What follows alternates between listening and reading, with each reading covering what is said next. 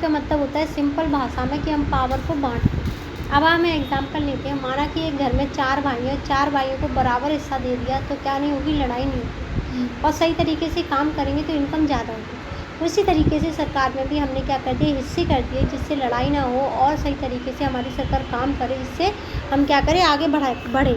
सत्ता में बंटवारे का विचार स्वाभाविक रूप से लोकतंत्र से जुड़ा हुआ था। दुनिया भर के अधिकांश समाजों में धर्म, नस्ल, जाति, भाषा आदि के आधार पर विविधता थी। विविधता मतलब अंतर थे। इसीलिए समाज में मौजूदा सभी विविध समूह और विचारों को उचित सम्मान दिया जाना था। विविधता का मतलब होता है डाइवर्सिटी होना या फिर अलग अलग चीज़ें होना। जैसे तुम्हारी भाषा अलग है, मेरी भाषा अलग है, मैं अलग कपड़े पहनती हूँ, तुम अलग कपड़े पहनती हो, तुम अलग खाना खाती हो, मैं अलग खाना खाती हूँ, तो ये सारी चीज़ें क्या विविधता है। ठीक है, हम कभी भी इसे नेगेटिव वे में नहीं लेते, हम हमेशा पॉजिटिव वे में लेते हैं। पॉजिटिव वे में इसलिए लेते हैं जिससे कि हमारे घर में लड़ाई ना हो, हमारे समाज में लड़ाई ना हो, हमारे देश में लड़ाई ना हो। ठीक है, बेल्जियम की कहानी सुनेंगे। 59% जो लोग थे वो फ्लेमिश क्षेत्र में रहते थे और डच भाषा बोलते थे। 40% लोग वैलोनिया क्षेत्र में रहते थे और फ्रेंच भाषा बोलते थे। राजधानी ब्रुसेल्स में 80% आबादी केवल फ्रेंच भाषा बोलती थी, जबकि 20% लोग केवल डच भाषा बोलते थे। अल्पसंख्यक फ्रेंच भाषी समुदाय अपेक्षाकृत समृद्ध और शक्तिशाली रहे थे, यानी कि कम जो लोग थे ना, जिनके पास कम भाषा बोलने वाले थे, वो ज़्यादा शक्तिशाली थे। 1950 और 60 के दशक यानी कि 10 सालों के बीच में देखें तो तनाव बहुत बढ़ गया था। डच बोलने वाले लोग देश में बहुमत चाहते थे। वो चाहते थे कि हमारे बहुमत हो, क्या हो, बहुमत यानी कि मेजॉरिटी हो। लेकिन राजधानी ब्रुसेल्स से अल्पसंख्यक थे, क्या थे, अल्पसंख्यक। 1970 से लेकर के 1993 के बीच बेल्जियम ने अपने संविधान में 4 संशोधन सिर्फ इसलिए किए ताकि देश में किसी को बेगानापन का एहसास ना हो, सभी मिलजुल के रहें, यानी कि एक जैसे रहें। कैसे रहें, एक जैसे रहें। अब ब्रुसेल्स की बात करते हैं। ब्रुसेल्स में 20% बोलने वाले हैं डच और वो 20% फ्रेंच बोलेंगे। कौन सी भाषा बोलेंगे, फ्रेंच। और 80% कौन बोलेंगे, डच। टकराव को रोकने के लिए सरकार ने क्या कदम उठाए वो देखेंगे। केंद्र सरकार ने डच व फ्रेंच भाषी मंत्रियों की समान संख्या रखी। केंद्र सरकार की अनेक शक्तियों को 2 इकाई की क्षेत्रीय सरकार बना दिया, यानी कि दोनों को बराबर शक्ति दे दी। ब्रुसेल्स में अलग सरकार है, इसमें दोनों संविधाओं को प्रतिनिधित्व दिया गया। प्रतिनिधित्व का मतलब इन दोनों के नेता हमारे पास होंगे। सामुदायिक सरकार का निर्माण होगा। इनका चुनाव संबंधित भाषा के लोगों के द्वारा होगा। इस सरकार के पास सांस्कृतिक, शैक्षणिक तथा भाषा संबंधी शक्तियाँ होंगी। अब श्रीलंका की बात करते हैं। दक्षिण एशिया क्षेत्र के अन्य देशों की तरह श्रीलंका की आबादी भी कई जाति समूह के लोग रहते थे। श्रीलंका 1948 में, यानी कि हमसे बाद में क्या हुआ, आज़ाद हुआ। सिंहाली समुदाय के नेताओं ने अपनी बहुसंख्या यानी कि ज़्यादा संख्या के आधार पर सरकार में क्या चाहा, प्रभुत्व सत्ता, यानी कि हम इसे सिंपल भाषा में कह सकते हैं दादागिरी बताई कि हमें बहुमत चाहिए। क्या चाहिए, बहुमत चाहिए। इस वजह से लोकतांत्रिक रूप से चुनी गई सरकार ने सिंहाली सर्वोच्चता स्थापित करने के लिए बहुसंख्यावादी उपायों की एक श्रृंखला को अपनाया। किसको अपनाया, श्रृंखला के जातीय समूह देखेंगे। सिंहाली कितने हैं, 74%। श्रीलंकाई तमिल कितने हैं, 11.1%। भारतीय तमिल 1.2 और मुस्लिम कितने हैं, 9.3% है। 1956 के कानून द्वारा उठाए गए कदम देखेंगे। सिंहालियों को एकमात्र राज्य भाषा बना दिया गया और इस प्रकार तमिल की अपेक्षा की गई, यानी कि तमिल को नेगेटिव भाषा समझा गया। बौद्ध धर्म को राज्य का संरक्षण मिला, यानी कि देश का जो धर्म होगा वो होगा बौद्ध धर्म। जैसे अगर हम इंडिया की बात करें तो यहाँ पे कोई भी धर्म नहीं है हमारे देश का। हम ये नहीं कह सकते कि हमारे देश के पास हिंदू धर्म होने का टैग है, पर ऐसा नहीं है। हमारे पास ये कह सकते हैं हिंदू धर्म के लोग ज़्यादा रहते हैं।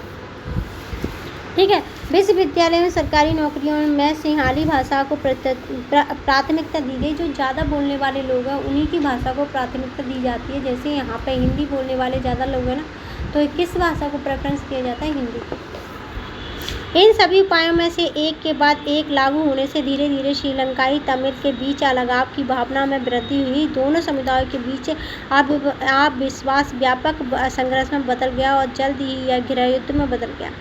हमने बेल्जियम और श्रीलंका के उदाहरणों के माध्यम से सत्ता में साझेदारी के 2 विभिन्न रूपों को देखा। बेल्जियम में संविधान में संशोधन किया गया ताकि एक ऐसी व्यवस्था तैयार की जा सके जो हर किसी को एक ही देश के भीतर एक साथ रखने में सक्षम हो।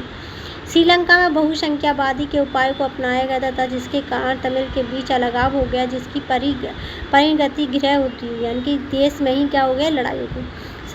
सत्ता में साझेदारी का स्वरूप क्या हो सकता है? स्वरूप मतलब उसका रूप कैसा निकल के आएगा। सत्ता का ऊर्ध्वाधर वितरण, यानी कि ऊर्ध्वाधर वितरण समझ आया, ऊर्ध्वाधर नहीं समझ आया ना, ऐसे बांट के सरकार के विभिन्न स्तरों के मध्य, जैसे सत्ता का वितरण केंद्र सरकार, राज्य सरकार और स्थानीय सरकार। पहले आएगी हमारी केंद्र सरकार, फिर आएगी राज्य सरकार और आएगी फिर लोकल गवर्नमेंट। सत्ता का 36 देखेंगे तो सत्ता में 36 में क्या आएगा हमारा, विधायिका, कार्यपालिका और न्यायपालिका, जो कि हमारे देश में इसी तरीके से है। और सत्ता का ऊर्ध्वाधर वितरण भी हमारे यहाँ पे ऐसा ही है। विभिन्न सामाजिक समूह मसलन भाषीय और धार्मिक समूह के बीच सत्ता का वितरण देखेंगे। बेल्जियम में सामुदायिक सरकार देखेंगे। विभिन्न समूहों, दबाव समूह एवं राजनीतिक दलों के मध्य सत्ता देखेंगे। क्षैतिक वितरण में आएंगे तो हमारे पास विधायिका होती है। विधायिका का सीधा मतलब होता है कानून बनाने वाली जगह, जहाँ पे कानून बनाए जाते हैं, जैसे लोकसभा, राज्यसभा और राष्ट्रपति, इस सब में आते हैं। कार्यपालिका में कानून का क्रियान्वयन करने वाले, यानी कि इम्प्लीमेंटेशन करेंगे किसका, कार्यपालिका। इसमें आते हैं IPS IAS अधिकारी, प्रधानमंत्री, ये सारे लोग किसमें आते हैं, हमारे कार्यपालिका में आते हैं। अब न्यायपालिका बिल्कुल हमने अलग रखी हुई है, ये दोनों से इसे कोई मतलब नहीं है, ये करती है सही और गलत का फैसला। और इसमें आते हैं हमारे चीफ जस्टिस ऑफ इंडिया और सर्वोच्च न्यायालय, उच्च न्यायालय और जिला न्यायालय जिले के स्तर पर होगा।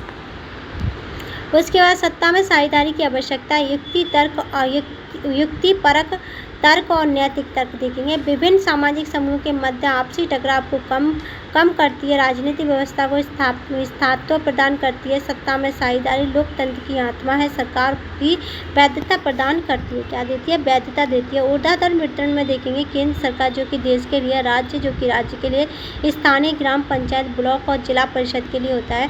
गृह युद्ध, किसी देश में सरकार विरोधी समूह की तो कुछ नहीं होता, सरकार के खिलाफ जनता खड़ी हो जाती है, उसे बोलते हैं गृह युद्ध। क्या बोलेंगे, गृह युद्ध। बहुसंख्यावादी किसे बोलते हैं, ऐसा समूह जो कि 100 में से 80% हो, उसे बोलते हैं हम बहुसंख्यावादी समूह। सत्ता की साझेदारी, हम इसकी क्या देखेंगे, बहुविकल्पीय प्रश्न देखेंगे। अल्पसंख्यक की इच्छा और जरूरतों के संबंध में यह कहना है कि एक समुदाय को ही किसी देश में शासन करने का हक है। सत्ता की साझेदारी, केंद्र सरकार, सामुदायिक सरकार और बहुसंख्यक, सत्ता की साझेदारी करके ही उसमें क्या किया जा सकता है, हम